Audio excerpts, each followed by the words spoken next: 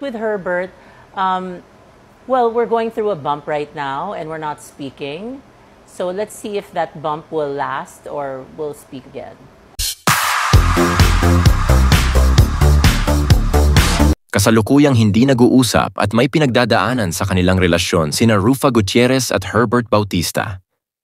Inamin ito mismo ng beauty queen actress nang maging guest siya sa programang Fast Talk with Boy Abunda, kasabay ng pagdiriwang ng Araw ng Kalayaan June 12. Unang inusisa ni Tito Boy si Rufa kung nagli-live-in na ba sila ng dating alkalde ng Quezon City. Ang diretsahang sagot diyan ng actress, "I've never lived with a person." Hindi ako naniniwala sa live-in, paliwanag pa niya.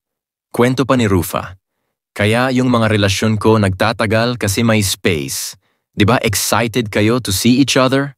Kung everyday gumigising ka siya katabi mo parang, oh my gosh. Kasunod niyan, ibinunyag ng celebrity mom na may pinagdadaanan sila ni Herbert, kaya hindi na muna sila nag-uusap. We're going through a bump right now and we're not speaking. So, let's see if that bump will last or will speak again, I don't know, pahayag ni Rufa. Dagdag niya, well, I have been busy also, and he has other things that he should take care of as well when it comes to personal matters. So, maybe this is also a good time, because it's been 5 years since we first met again on the set of a project that we did. So, 5 taon. So, magandang space and to para makita natin kung itutuloy ba or ihihinto natin, aniya pa. Kung matatandaan last year, ni-reveal ni Rufa ang real score nila ni Herbert sa YouTube interview with Karen Davila.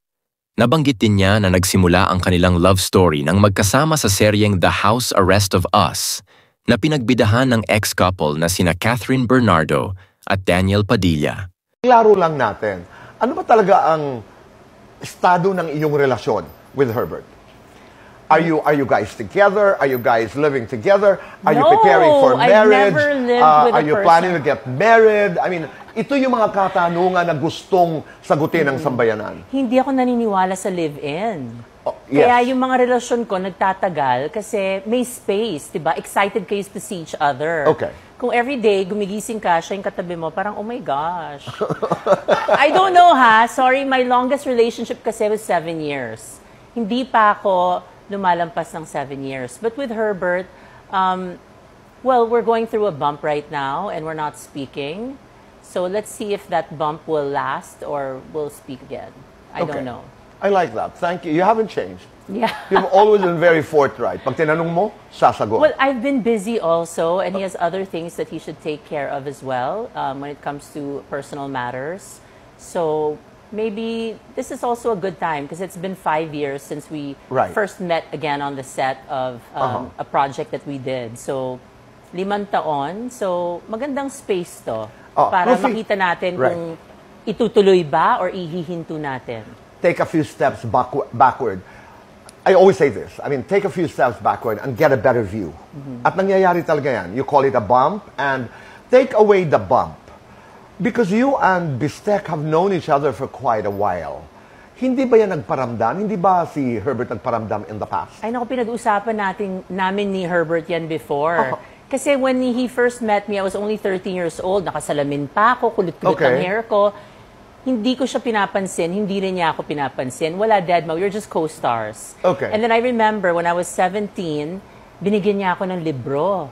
Sabi niya, ito, basahin mo tong libro na to. Maganda yan para pag tinanong ka sa Q&A sa Miss World, makakasagot ka. So ako naman, my gosh, may pictures ba to? What's this book? Yan. It was a Little Prince.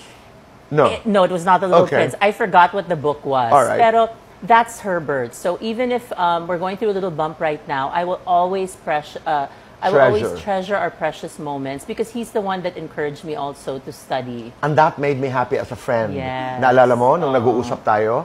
Because he was, and he is a good influence dito sa departamentong ito because he's a student.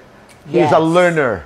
You know, he continues to learn a lot of things. Marami ako natututunan sa kanya and for that I'm very thankful. Was he one of the influences why you went back to school? Definitely. Diba? Siya talaga. And I remember, sabi ko, naku, nahihirapan ako. Parang hindi niya ako pinansin for a few days. Dahil gusto niya talaga mag-aral ako kasi sabi niya, matalino ka, kaya mo yan. And it's something, you know, education is something that you can pass on to your children. You can make them be inspired na, tingnan mo, nanay niyo nakatapos. And ngayon, si Lorene tsaka si Venice, talagang nag-aaral ng mabuti dahil nakita nila, nag-aaral din ako. So I was able to graduate college in Philippine Women's University. And now you're taking up your master's. Yes, during the pandemic, now I'm taking up my master's. And ang kulang hopefully, na lamang is a thesis. And you are now doing your thesis. I'm doing my thesis. At scholar ko po. Yes, thank you so much, Tito Boy. Scholar ko po si Rufa Gutierrez. Yes. Now, I just want to go back to yung epekto ng iyong pag-aaral kay Lorene at Venice. Ito again is an affirmation or even a confirmation that children follow not necessarily what parents say, but what they see. You must lead by example. Correct, no? So, hindi pwedeng lagi mo silang pinagsasabihan, do this, do that. Pag nakikita nila, yung nanay, hindi ginagawa yung sinasabi nila, they will not respect that. So, I think it's much better that they see how hard I work. You know, I could have just like, I don't know, went off with some rich guy and like, never had to work in my life, diba? Pero, lagi kong ginagamit yung puso ko in everything. Not just in relationships, but in everything that I do. So I want to instill in them the value of hard work and education. Do they like Herbert? They love him. Oh. Yeah. So they have that relationship they with have that relationship. Bistek. Kasi very respectful Wonderful. naman si Herbert. Oh, and I'm sure they do conversations. Yes, they do a lot. So si Herbert din, parang iniinganyo din nila ni Herbert, si Lorene and Venice na mag-aral. That's really good. That's really good. Yeah, that's the best thing about that dynamics, I mean, between or among the two girls and Herbert. Yes. But seriously, before the bump, were you talking about, marriage? You know, Tito Boy, marriage is very difficult. I don't know if I'm ready for that step yet. Herbert's also not ready. I think what's more important rather than discussing marriage is, looking for someone that will be your best friend, soulmate, and lifetime partner. Kasi hindi naman ibig sabihin pag kinasal, kayo na forever. Marami talagang unhappy marriages ngayon. So, I think it's someone that you can grow old with, diba? Right. I know I'm not going to grow old alone. Yes, I have my dogs, I have my kids, but I know I'm going to be holding somebody's hand when I'm old and gray. Whether it's Herbert or whether it's another man, I'm sure meron yan. Ganda. Yeah. I like that certainty. What's important is buo ka bilang babae as a person. Yung love naman, darating na lang yun sa buhay mo to enhance your life, but not, don't focus too much on love kasi that'll follow naman. And you go into a relationship whole. Yes. Love that. I'm learning